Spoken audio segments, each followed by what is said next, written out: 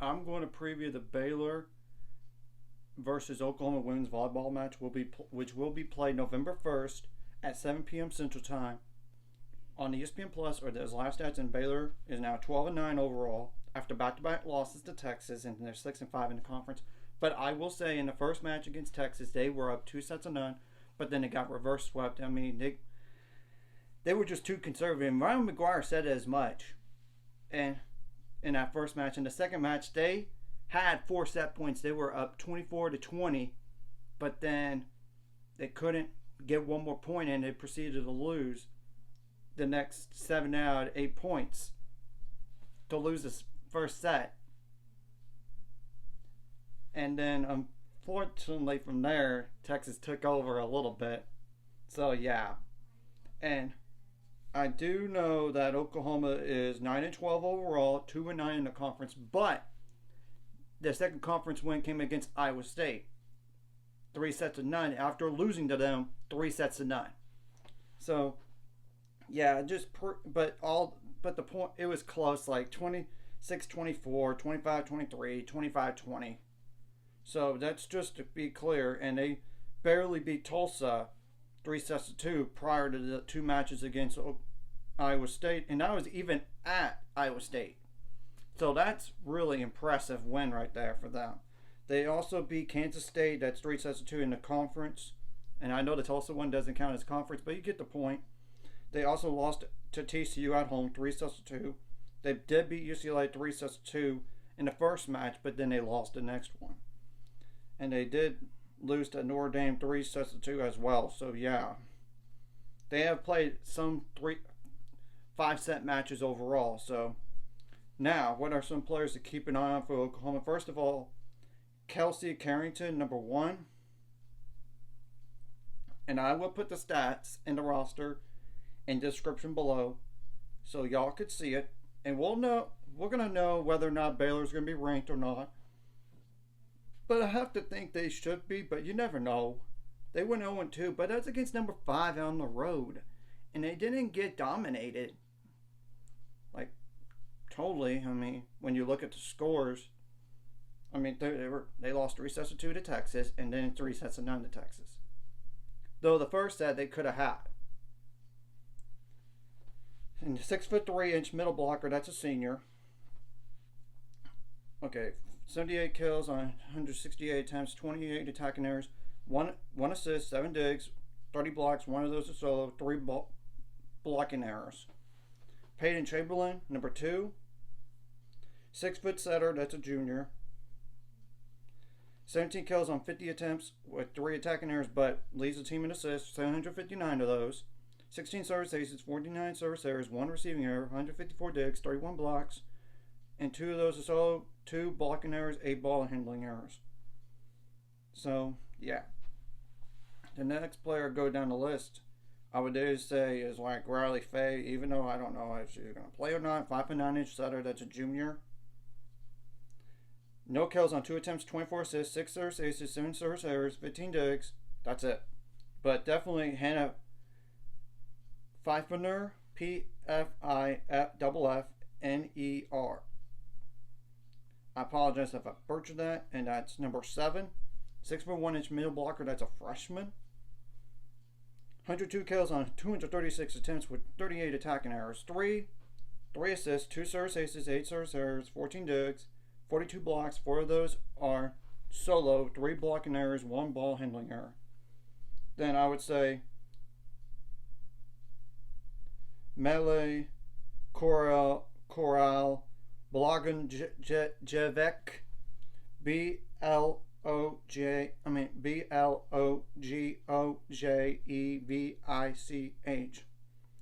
If I apologize if I mispronounced that.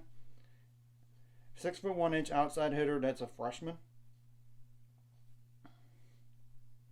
No kills on 6 attempts with 1 attacking error. 18 service aces. Of course, here's the thing. I mean, it's 18 assists, but 23 service aces. 45 service errors. That's the most on the team in both of those categories. 16 receiving errors, 131 digs. That's it.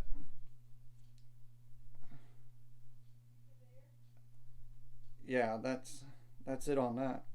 Then the next player to keep an eye on is like Kali Kemoha. Kemohah.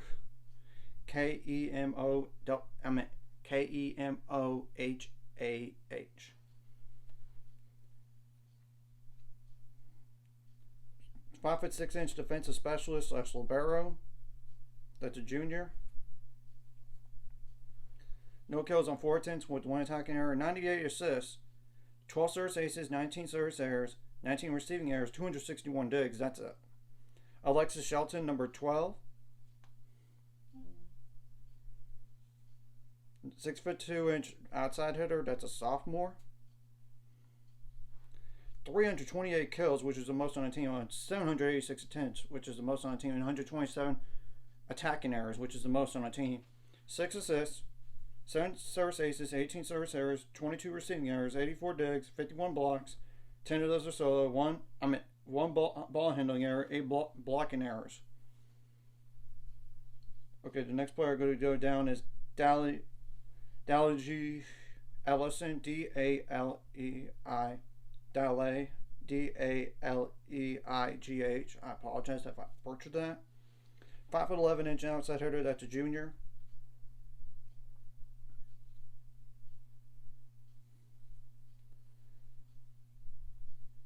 $78 kills on 220 attempts, 44 attacking errors, 2 assists, 8 service aces, 12 service errors, 1 receiving error, 29 digs, 30 blocks, 1 of those is solo, 5 blocking errors.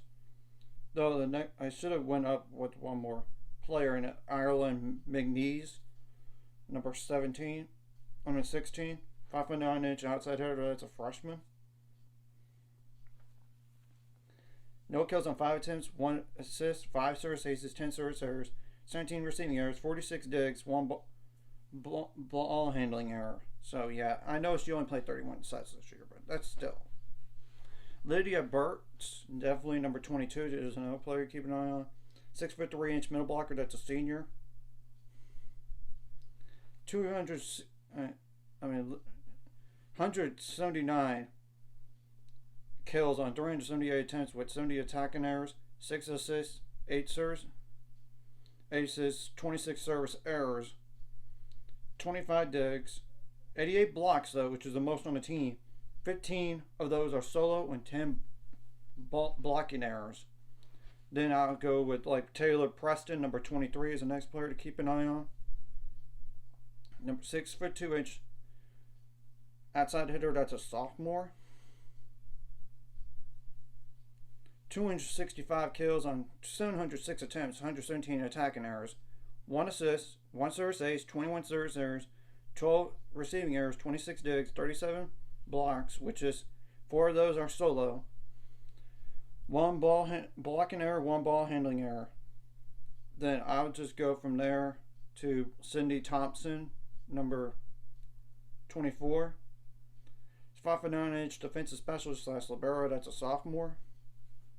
1 kill on 5 attempts with 1 attacking error, 9 service aces, 9 assists, 20 service aces, 28 service errors, 20 receiving errors, 81 digs, 1 block, which was a solo block, by the way, and that's it. Then I'm just going to go right ahead and mention Chloe Kaminsky, number 25, 5'8" defensive specialist as a sophomore. No kills at all, no attempts. Actually, 1 attempt, but that's it. Like with 5 assists, 3 service aces, 1 service error, 3 receiving errors, 37 digs. That's all the stats.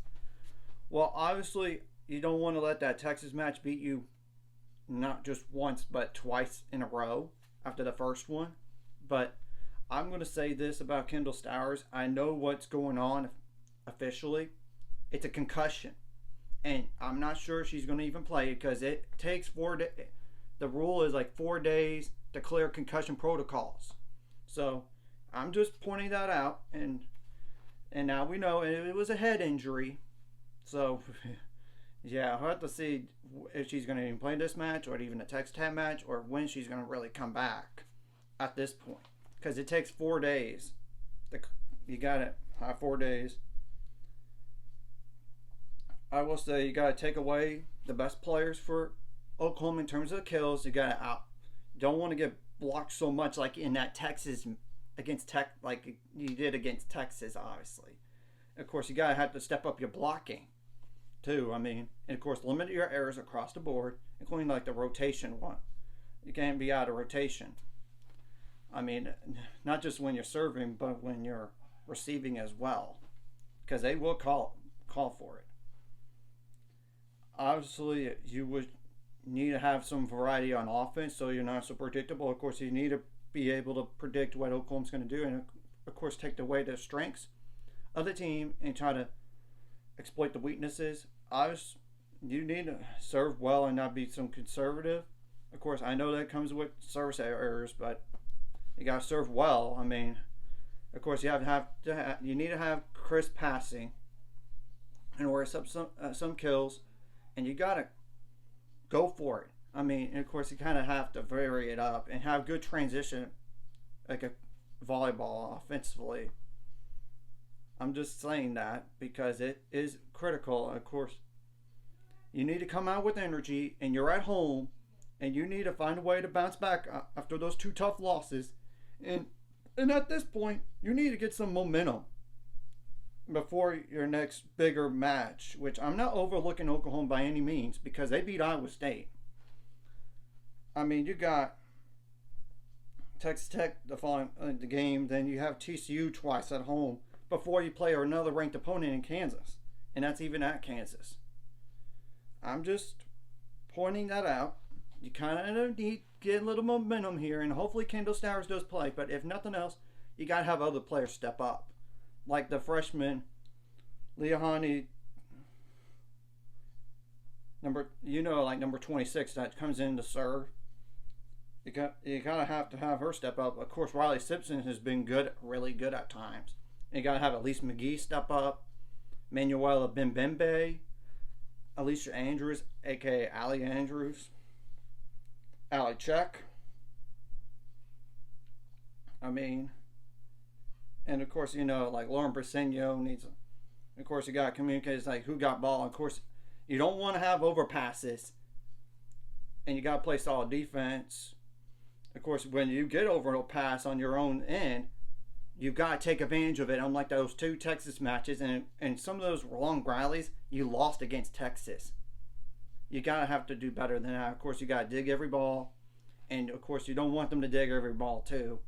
And of course, you kind of have to change it up, not just in terms of number, who gets the ball, and you try to stay in system, of course. And you don't want the other team to be in the system as well. I mean, that's the truth. That would really help. Of course, you don't want to have errors across the board, and you got.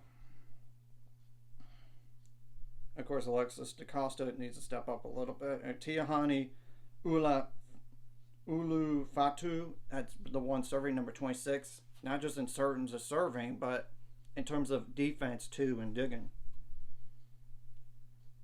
And it just goes to show where we're at against Texas. By the way, even though we lost both of those, that first match just showed that, and Ron McGuire said this, that we could absolutely beat any team in the country. Even without Kendall Stowers, they almost beat Texas.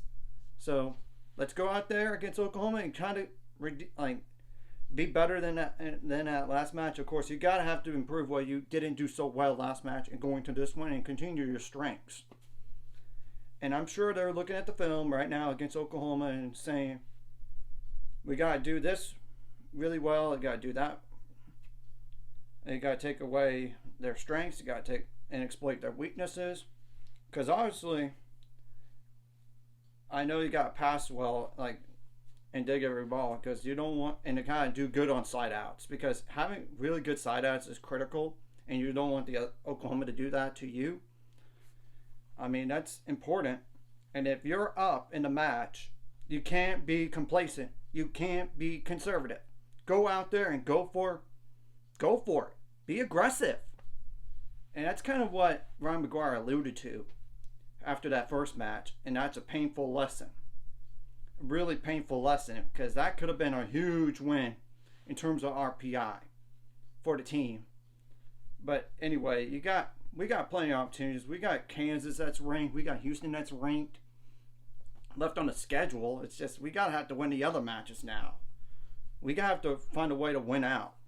And this is the opportunity to let's start it from this match to going forward, and hopefully Kendall Stowers gets cleared down the line, because in terms of the concussion protocol, because we need her to get back in rhythm. And I believe the ceiling for this team is a lot higher when she is in the game, in the matches. I'm not saying this team is a bad team without her. Oh no, they almost beat Texas. It just goes to show where we could be. And I really do think if we want to be a top 16 seed, we got to win out, including beating this team against Oklahoma. You got to go out there, take all the frustration from the last two matches, and put it on Oklahoma. And this is the last time you're going to play Oklahoma as a Big 12 Conference member, by the way. Because we don't play them twice. We only play them once. So let's go out there and hand them their last L against us in terms of conference opponent. And you can't overlook Oklahoma, like I said, because they beat Kansas State. And Kansas State beat BYU not once, but twice. And they were both sweeps. And they also beat Iowa State, who defeated us 3-2. And we have to do much better against unranked, not ranked opponents here. Because we lost a SMU questionable loss at the time. We lost to Iowa State and Kansas State 3-2. And the SMU match was 3-2 also. So yeah, you know what I mean by that. You just got to come out hungry and come out focused. And you got to be consistent and limit your errors across the board as much as possible without trying to be so conservative. And you got to play clean volleyball, because it really does help to play as clean as possible. Because I know if you play really clean throughout the match, it's hard to lose a match. And not just the errors in serving or even attacking errors either. I'm talking about like receiving too. I mean, that's the truth. And you got to receive well, because if we could pass really well, which we're one of the better passing teams according in the country, according to some metric out there, it really does help. And you kind of have to have variety on offense too, because you don't want to be so predictable. And if they don't have an answer for somebody, continue to go at it until they have an answer. Obviously, if they do have an answer eventually, and you don't want them to block you as much, like what happened against Texas against the blocking, you don't want that to happen again. And you also need to block them more. I'm just telling the truth, and we got to win our long rallies against them. We got to take advantage of free balls, unlike sometimes against Texas in that match, or even the long rallies, we just can't win them. And if there is an overpass and we could just kind of go for, we could just spike it down. Don't hit the ball out of bounds. And I know we didn't mean to that one time, but you got to take advantage of those. And because if you could take advantage of that, that would really, really help your cause in winning, not just in this match, but going forward. So, I'm going to put the ranking in the title of Baylor's ranked in the description below. In the title here. And like I said, I'm going to put the roster for Oklahoma and the stats for Oklahoma in the description below, so y'all could see it before the match, even during the match even. So y'all can know. And we have an extra day of rest. Actually, extra 2 days of rest. And I'm sure we watched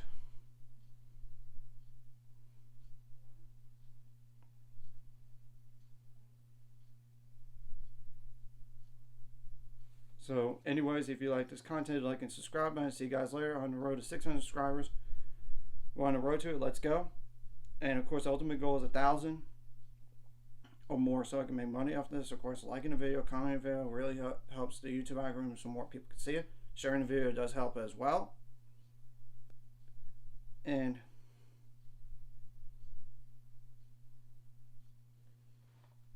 if you're not subscribed and you're watching, please hit the subscribe button and of course hit the notification bell as well. So that's all on the Oklahoma match here.